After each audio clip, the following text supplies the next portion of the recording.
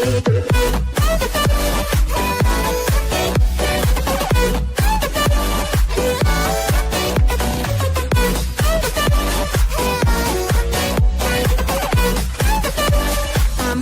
is that you and me?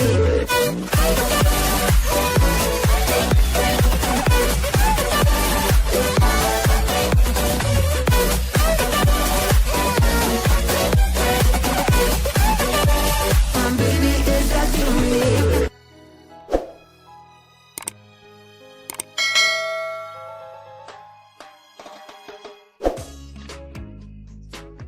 Satu poin 6, mencipta satu struktur organisasi dalam sesebuah perniagaan.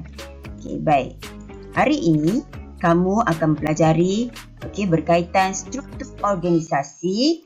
Okey, terdapat beberapa struktur organisasi berdasarkan beberapa, iaitu ada 5.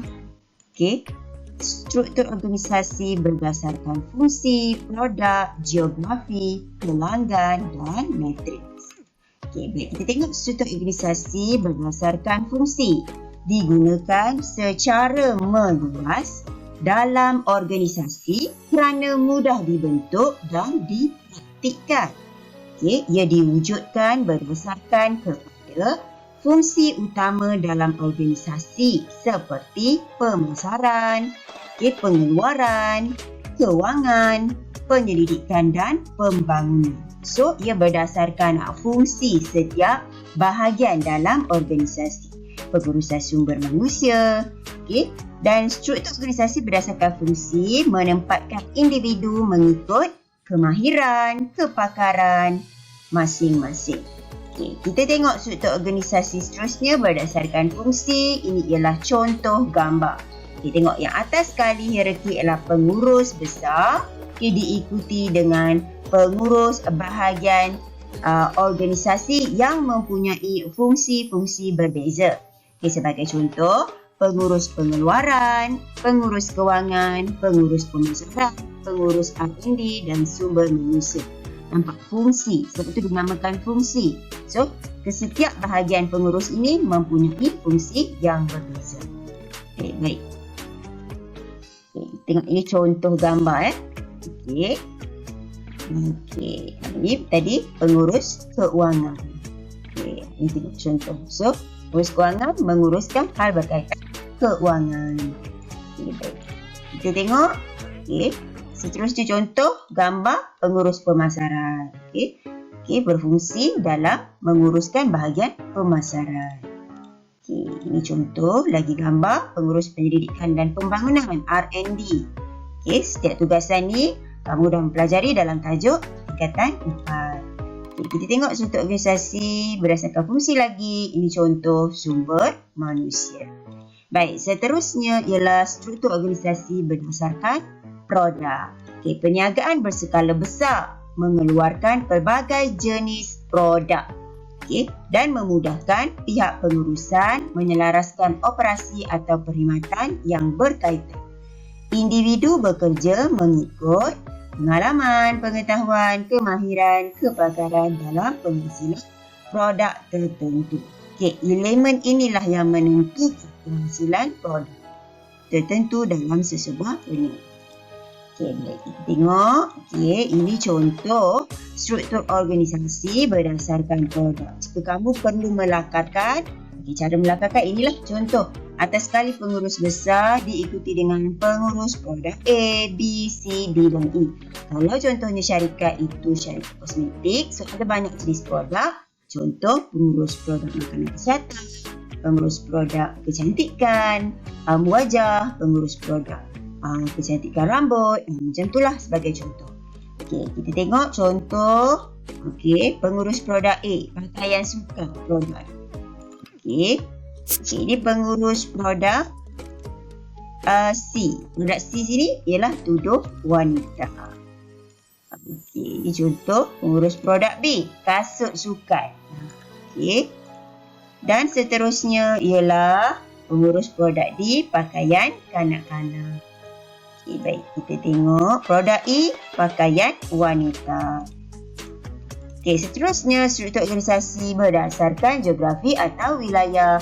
Berdasarkan kawasan pasaran menjadi fokus syarikat dan memerlukan sejumlah kaki tangan yang besar di ibu pejabat, tujuan penyelarasan kepada unit jabatan, unit bahagian di pelbagai wilayah. So ini menunjukkan struktur organisasi berdasarkan kawasan atau tempat. Okay. Tengok ada contoh lah kalau cara nak melakarkan contoh struktur organisasi berdasarkan wilayah atau geografi. Okay, contoh pengurus besar, di bawahnya pengurus wilayah utara, pengurus wilayah selatan, pengurus wilayah tengah, Sabah dan Sarawak. Okay, kita tengok seterusnya ini contoh gambar lah. Pengurus Maidin Melaka, okay, pengurus Maidin Terengganu. Ini berdasarkan geografi atau wilayah. Okey, masih lagi contoh. Okey, pengurus Maidin Kuala Lumpur.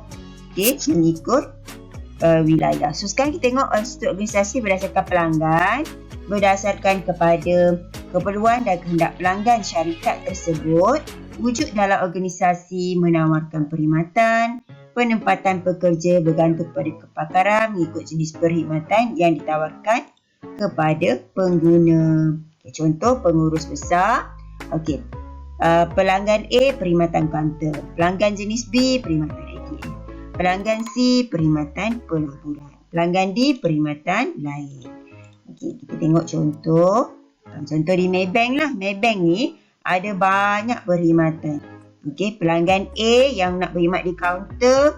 Okey, ada jenis-jenis pelanggan tertentu untuk bayar bil ke, atau bayar apa ke, surat menyurat ke. Okey, ini contoh. Okay, seterusnya mesin ATM. Pelanggan untuk mesin ATM. Kemudian, okey, ini contoh pelaburan lah, perkhidmatan pelaburan. Struktur organisasi berdasarkan pelanggan, yang lain-lain contoh kad kredit. Okey. Okey, sekarang kita tengok yang terakhir sekali ialah matrix. Okay, matrix dikenali sebagai sistem berbilang arahan. Ingat berbilang arahan. Kombinasi dua jenis struktur organisasi iaitu mengikut fungsi dan produk. Ini ialah contoh lakaran struktur organisasi berdasarkan matrik. Atas ni pengurus besar. Okey, bawah ni ada pengarah projek, pengarah operasi, pengarah kewangan. Okey, nampak ni semua berkaitan dengan fungsi.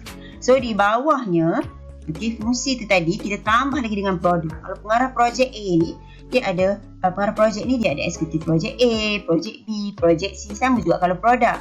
So pengarah produk A, produk B, produk C sama ya. So ini dia contoh struktur organisasi berdasarkan matrix. Okey, so kita tengok pembinaan kondominium insya-Allah. Nampak? Dia ada pengurus populasi, kewangan, pemasaran, semua manusia, rekod. Okey, pembinaan banglo. Okey. So dia campur elemen tu ya, fungsi dan produk tu. So Encik Amran, Cik Mahaka, Cik Maria ni berdasarkan jawatan berdasarkan fungsi lah, pembinaan jabatan. So dia produk dia berbeza-beza. Okey, sekian, terima kasih.